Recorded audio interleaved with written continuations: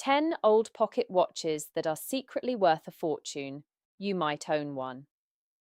What if the pocket watch sitting in your grandfather's dresser drawer, the one nobody has wound in 30 years, the one wrapped in a cloth because somebody thought it should be saved but nobody knew exactly why, is worth more than a year of car payments? A dozen of these overlooked timepieces have sold at auction for hundreds of dollars. Several have gone for thousands. And the most commonly produced pocket watch brand in American history, the one sitting in more shoeboxes and estate lots than any other name on earth, has one specific grade that has quietly crossed $10,000 at auction.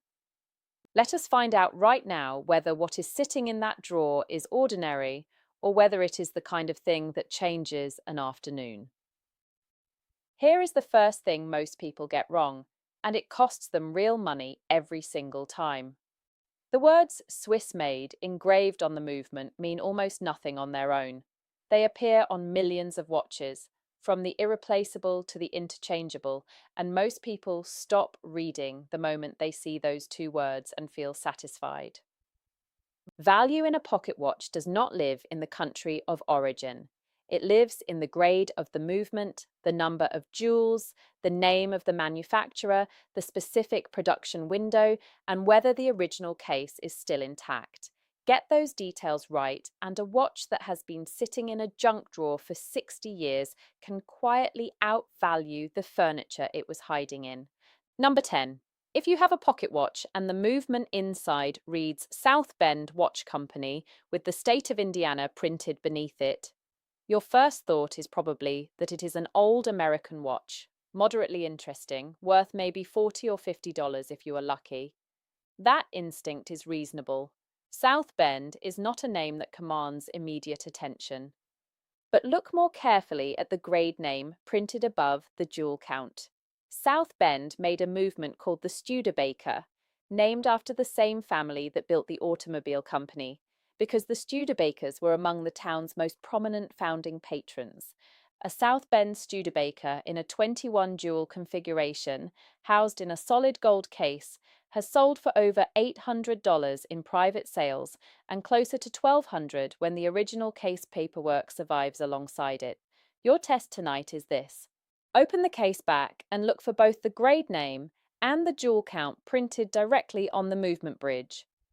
Grade name plus 21 jewels is the combination that changes the value conversation entirely. The loss I see most often. The South Bend gets sold in an estate lot for $20 because the name is not Elgin and nobody bothered to open the case. Number 9. This one hides in more family estates than almost anything else on this list, and it hides there because it looks like a plain, serious, somewhat unromantic timepiece.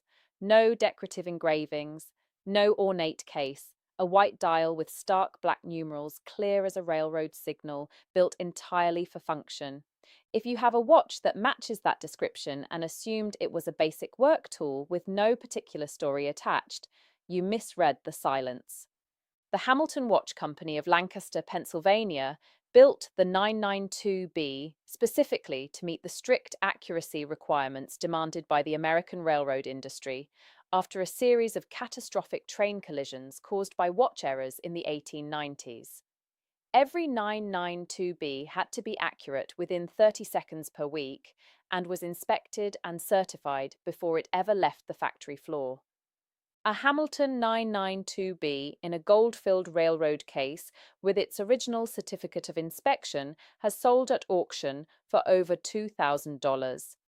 Your test tonight, open the case back and count the jewels set into the movement. The 992B runs on 21 jewels. Then look for the word adjusted, followed by a number, ideally 5 or 6 positions. Adjusted to 6 positions on a 21 jewel, Hamilton is the entry point to serious collector interest. The mistake I watch happen constantly. The family assumes that a plain white dial means a plain value, and the watch goes to a pawn shop for $60 because nobody knew that plainness in a railroad watch was the entire point. Number 8. And this is the one where I need to slow you down because it lives inside a brand most people assume they already understand completely. The Elgin National Watch Company made more pocket watches than any other American manufacturer over the life of their factory, somewhere above 45 million pieces. That volume is precisely why most Elgin watches are worth $30 to $100. The name alone will not do it. But inside that enormous catalogue, Elgin built a small number of movements called the Veritas, a 23 jewel grade produced during a specific and limited window of years, reserved exclusively for customers who demanded the most precise instrument that money could buy. A Veritas in a solid gold case with a matching serial date range has sold for over $3,000. Your test tonight: open the case back and look for the word Veritas printed directly on the movement plate. Then cross-reference the serial number against the free Elgin serial number database available online to confirm the production year. Veritas plus solid gold case plus a pre-1910 production date is the three-part combination that opens the door to serious money. The loss I watch happen most. Someone inherits a box of 3 Elgin watches, assumes they are all equivalent because they carry the same brand name, and sells the lot together for a flat price. The Veritas was in the middle of the stack. Nobody opened the case. Number 7. And here I need to tell you something honest that a real dealer would tell you before you got excited in the wrong direction. If your pocket watch case is marked gold-filled or stamped GF or carries the abbreviation RGP, it is not solid gold. Gold-filled means a thin layer of gold bonded mechanically over a base metal core, and the actual gold content is a fraction of what solid gold carries. Most gold-filled cases add between $30 and $80 to a watch's total value. That is not nothing, but it is not the windfall people imagine when they see a gold color and feel their heart lift. Here is the test that matters most. Look for the carat stamp on the inside of the case back. A marking that reads 14 carat or 18 carat with no additional words means solid gold. A marking that reads 14 carat GF or says gold filled in any form means the layer only.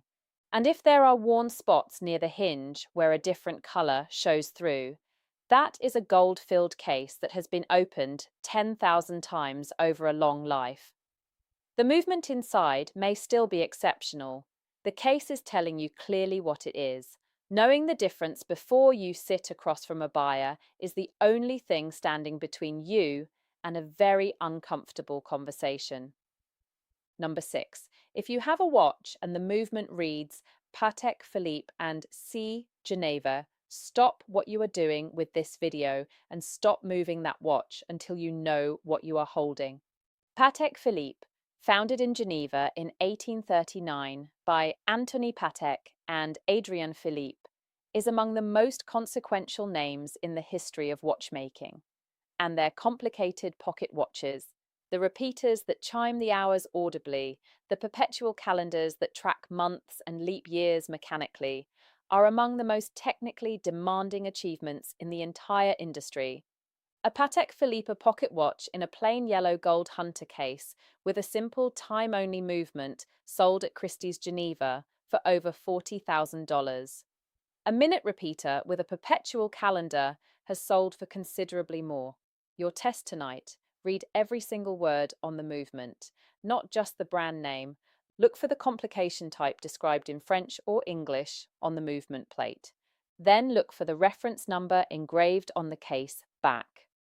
Cross-referencing a Patek Philippe reference number against published auction records is not a 5-minute task, but it is worth every minute it takes. The mistake that costs the most: a Patek goes to a local jeweler who offers scrap gold value on the case and never evaluates the movement because the jeweler's expertise is jewelry, not horology. But before we reach the top 5, there is something running underneath all of this that is worth naming clearly, because it is the single thread connecting every watch we have covered tonight. Every timepiece on this list that turned out to carry real value was overlooked for exactly the same reason. It looked entirely like what it was supposed to be. The railroad watch looked like a work tool. The Veritas looked like any other Elgin. The Patek looked like an old gold watch from someone's nightstand. Appearances keep misdirecting everyone, and the only correction is a specific and learnable set of skills. Reading the grade name, counting the jewels, matching the serial number to a production year, understanding what adjusted positions mean on a railroad movement. Those skills are learnable in a single afternoon, and I put together a collector's reference that walks through every mark, grade name, and authentication step for the watches most likely to be sitting in American estate drawers right now. It is available in the description if you want to work through it before you talk to any buyer. Now, back to the list. Number 5, the Illinois Bun Special. Named after Jacob Bunn, one of the founding principals of the Illinois Watch Company, this movement was built as the finest railroad-grade piece Illinois ever produced, and Illinois built some of the best American railroad movements that ever left a factory. The Bun Special runs on 24 jewels, adjusted to 6 positions, and was temperature compensated, meaning the movement was engineered to remain accurate even as its metal components expanded and contracted through seasonal and weather changes. A Bun Special in an Illinois marked case with all original parts confirmed intact has sold for over $2,500. Here is your test tonight. Open the case back, locate the movement, and look for the words Bun Special printed directly above the regulator. Then count the jewels. 24 jewels on an Illinois movement is the rarest configuration in the catalogue. 21 jewels is more common, but still carries meaningful collector value. The human cost IC repeated. The Illinois Bun Special looks identical to any other Illinois railroad watch from the outside. The same plain dial, the same proportions. It goes in an estate lot for $30 because the person handling the box recognized the brand name but never thought to open the back. Number 4, and this one is a warning as much as it is a treasure because the most forged marking in pocket watch history is not a brand name, it is a country of origin. The phrase Swiss made during the late 19th and early 20th centuries was stamped onto movements by importers who understood that American buyers associated European manufacture with superior quality. Unscrupulous dealers applied that marking to American-made movements and to low-grade Asian work to inflate asking prices, and the practice was widespread enough that collectors today treat the phrase as a starting point for investigation, not a conclusion. Here is the practical test. A genuine Swiss movement from a reputable maker will have its jewel set inside polished brass rings called chatons, which are screwed into the movement plate. A faked or low-grade movement will have jewels sitting directly in bare holes with no chaton surrounding them. Tilt the movement under a lamp at a low angle. If you see polished brass rings encircling each jewel, the movement is legitimate Swiss-grade construction. If the jewels sit raw in the plate with nothing around them, the origin claim is almost certainly marketing. The difference between a genuine Geneva finished movement and a marked imitation can be several $100s, and the distinction is visible in under 1 minute once you know exactly what you are looking for. Number 3. This one is not a brand. It is a skill that applies to every watch on this list and to every pocket watch you will ever handle for the rest of your life. The serial number engraved on the movement plate is a signed and dated document. Every major American watch company, Elgin, Waltham, Hamilton, Illinois, and the Edward Howard Watch Company produced serial number production tables that are now publicly available and completely free to search. Enter the serial number from your movement, and you will receive the exact year of manufacture, the original grade name, the intended jewel count, and in some cases, the original retail price the watch carried when it left the factory. That production date is everything in the collector market. A movement made during a company's peak production years, with its full jewel count intact and its original grade designation confirmed, is worth substantially more than an identical looking movement made during a later period when cost pressures reduced specifications without changing the external appearance. Go to any free serial number database tonight and enter the number engraved on your movement plate. What comes back is not a reference number, it is the watch's birth certificate, and it will tell you more in 30 seconds than the case could tell you in 30 years. Number 2. And this is the item where I need you to reconsider the assumption that has been quietly shaping the way you look at every pocket watch you have ever held. Most people evaluate a pocket watch by its case because the case is the thing they can see. They see gold and feel optimistic. They see silver and feel moderate. They see a cracked crystal or worn gold plate and feel that the watch has lost most of its value. Here is the truth that collectors live by. The movement is the watch, the case is the container. A superb movement housed in a plain silver case is worth more than a mediocre movement in a solid 18-carat gold case, because collectors buy the movement first and the case second every time, without exception. Here is what that means in practical terms. A Hamilton 21 jewel railroad adjusted movement in a gold-filled case is worth more than a 7-jewel Swiss cylinder escapement in a solid gold hunter case, because what the movement costs to engineer and produce is what the collector is paying for. Your test tonight. Open the back before you evaluate anything on the outside. Count the jewels, read the grade name, check for adjusted positions. Let the movement tell you what the value is first. Factor the case after. Every person who sold a pocket watch cheaply because the case looked unremarkable and never looked inside was evaluating the wrong object. Number 1.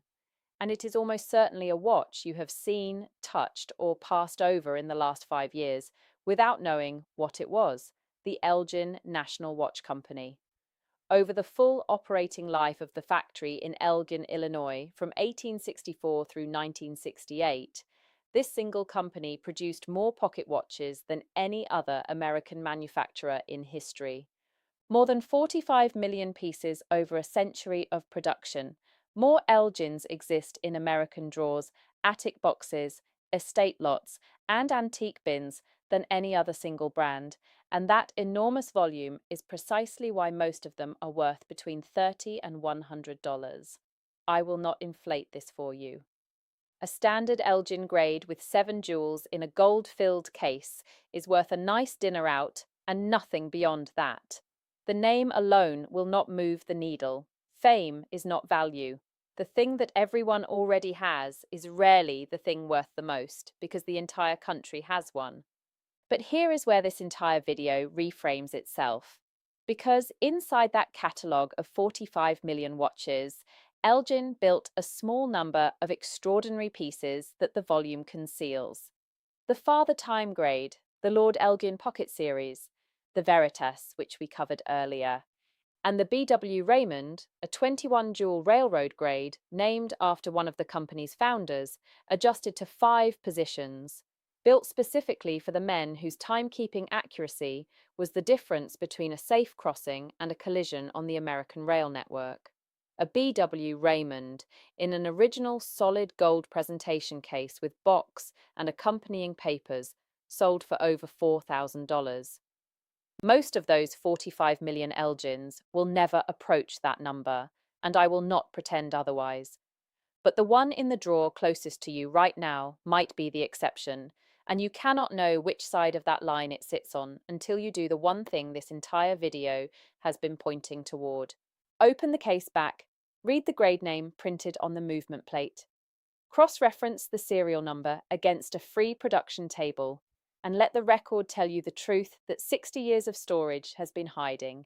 Every single watch on this list tonight came down to the same 30 seconds of attention that most people never give. The grade name is not decoration. The serial number is not a filing system. They are the answers to every question you have about what that watch is actually worth. The case tells you what someone paid to protect the movement. The movement tells you what someone cared enough to build to last. Do not sell a single watch before you open the back. The whole truth of every timepiece on this list tonight lived on the movement plate, in letters almost nobody thought to read. Open it, read what it says, believe what it tells you, instead of what the gold color tells you. The most valuable pocket watch you will ever hold may already be sitting in your hands.